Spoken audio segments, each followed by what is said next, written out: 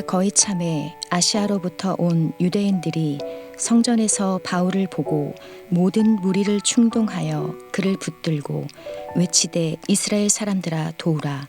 이 사람은 각처에서 우리 백성과 율법과 이곳을 비방하여 모든 사람을 가르치는 그자인데 또 헬라인을 데리고 성전에 들어가서 이 거룩한 곳을 더럽혔다 하니 이는 그들이 전에 에베소 사람 드로비모가 바울과 함께 시내에 있음을 보고 바울이 그를 성전에 데리고 들어간 줄로 생각함이로라.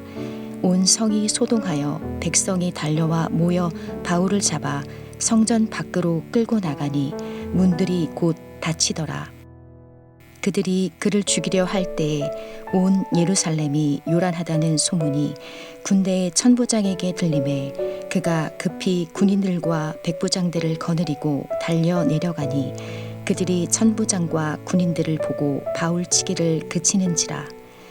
이에 천부장이 가까이 가서 바울을 잡아 두 쇠사슬로 결박하라 명하고 그가 누구이며 그가 무슨 일을 하였느냐 물으니 무리 가운데서 어떤 이는 이런 말로 어떤 이는 저런 말로 소리치거늘 천부장이 소동으로 말미암아 진상을 알 수 없어 그를 영내로 데려가라 명하니라.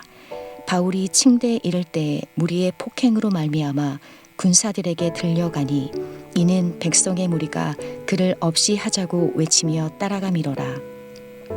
바울을 데리고 영내로 들어가려 할 그때에 바울이 천부장에게 이르되 내가 당신에게 말할 수 있느냐 이르되 내가 헬라말을 아느냐 그러면 내가 이전에 소요를 일으켜 자객 4,000명을 거느리고 광야로 가던 애굽인이 아니냐.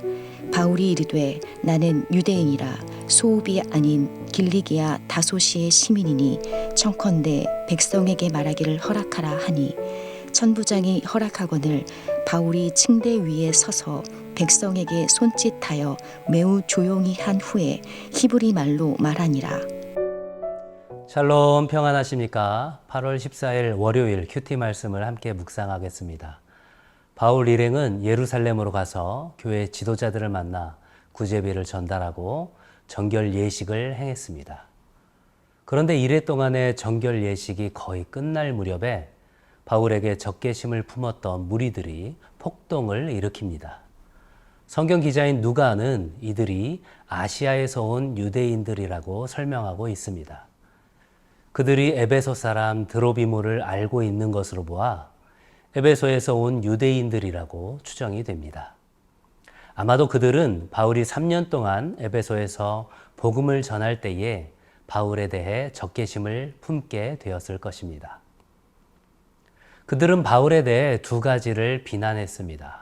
첫째로 그들은 바울이 각처에서 모든 사람에게 유대 백성과 율법, 성전을 비방하며 가르쳤다고 주장했습니다. 하지만 이것은 명백한 거짓이며 과장된 것이었습니다. 이러한 내용은 스데반을 비방했던 것과 너무나도 흡사했습니다. 사도행전 6장 13절에 보시면 거짓 증인들을 세우니 이르되 이 사람이 이 거룩한 곳과 율법을 거슬러 말하기를 마지 아니하는도다. 둘째로 그들은 바울이 이방인 드로비모를 성전 안으로 데리고 갔다고 주장했습니다. 성전 바깥에는 이방인들의 뜰이 있었고 안쪽에는 유대인들의 뜰이 있었는데 그 뜰 사이에는 높은 벽이 있었고 그 벽 사이에는 문이 있었습니다. 이방인은 이 문을 지나서 뜰 안으로 들어가는 것이 엄격하게 금지되어 있었고 이를 어길 때에는 사형까지 시킬 수 있었습니다. 당시에 이스라엘의 사형 집행은 로마의 허락을 받아야 되는 일이었는데 로마 정부가 이 내용에 대해서는 유대인들이 사형을 집행하는 것을 허용하고 있었습니다. 그런데 바울을 공격하던 유대인들은 드로비모가 유대인들의 뜰 안에 들어가는 것을 실제로 목격한 것이 아니라 단순히 바울과 함께 있던 모습을 보았을 뿐이었고 이는 결국 짐작한 내용에 불과했던 것입니다. 그러나 성전에 있던 유대인들은 사실 여부를 제대로 파악하지도 않은 채 선동하는 사람들의 이야기만을 듣고 바울을 붙잡아 성전 밖으로 끌어냈습니다. 수많은 유대 군중이 바울을 죽이려고 할 때에 온 예루살렘에 혼란에 빠졌다는 사실이 로마 군대의 천부장에게 보고되었고, 천부장은 즉시 군인들을 모아 현장으로 달려갔습니다. 천부장은 바울에게 가까이 가서 바울을 붙잡고 2개의 쇠사슬로 바울을 묶게 했습니다. 부대 안으로 끌려가던 바울은 당시 공용어인 헬라어로 천부장에게 말을 건넸고, 이를 들은 천부장은 깜짝 놀라게 됩니다. 바울이 상당한 지식인이라는 사실을 알게 된 천부장은 바울에게 유대인 군중들 앞에서 말할 기회를 주게 됩니다. 오늘 본문을 통해서 2가지 내용을 생각해 보고자 합니다. 첫 번째는 성도에게 고난과 위험은 결정의 기준이 되지 않는다라는 것입니다.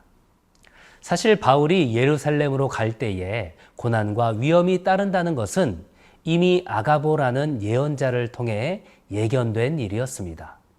사도행전 21장 11절에 보시면 우리에게 와서 바울의 띠를 가져다가 자기 수족을 잡아매고 말하기를 성령이 말씀하시되 예루살렘에서 유대인들이 이같이 이 띠 임자를 결박하여 이방인의 손에 넘겨주리라 하거늘. 수많은 이들이 바울의 예루살렘 입성을 반대했지만 단순히 고난과 위험 때문에 그 길을 피하는 것은 하나님께서 원하시는 바가 아니라고 확신했던 바울은 기꺼이 그 길을 걸어갑니다. 물론 힘든 길만 찾아가는 것이 하나님의 뜻은 아닙니다. 반대로 하나님은 절대 우리에게 고난의 길을 허락하시지 않는다고 생각해서는 안 됩니다. 바울 일행이 아시아가 아닌 마게도냐로 선교 방향을 전환하게 된 것은 그 길이 힘든지 여부에 달려있지 않았습니다. 오직 성령 하나님의 인도하심을 따라서 순종했을 뿐이었습니다. 우리의 삶에도 수많은 결정의 순간이 있습니다. 고난과 어려움이 우리의 결정 기준이 아니라 하나님께서 원하시는 길이 무엇인지를 생각하며 결정하게 되길 소망합니다. 2번째는 어떤 상황 속에서도 복음 전파의 기회는 있다는 것입니다. 로마의 천부장이 바로 출동하지 않았다면 바울은 유대 군중들에게 죽임을 당했을지도 모릅니다. 그런데 쇠사슬에 묶여 로마 부대 안으로 들어가는 그 중에 바울은 한 가지 생각을 합니다. 그것은 유대 군중들이 모인 바로 지금이 동족에게 복음을 전할 좋은 기회라는 것입니다. 천부장에게 헬라어를 사용하며 신임을 얻게 된 바울은 이제 수많은 유대인들에게 복음을 전하게 되었습니다. 사랑하는 성도 여러분, 우리의 삶에도 생각하지 못한 복음 전파의 기회들이 있습니다.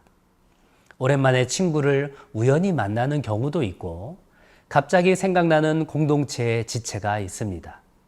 긴급한 기도 제목을 나누게 되는 상황도 발생하고, 좋은 일을 함께 기뻐할 일이 생기기도 합니다. 바라기는 성령 하나님께서 주시는 지혜와 감동으로 매 순간 복음을 전할 준비를 하며 살아가는 삶이 되길 소망합니다.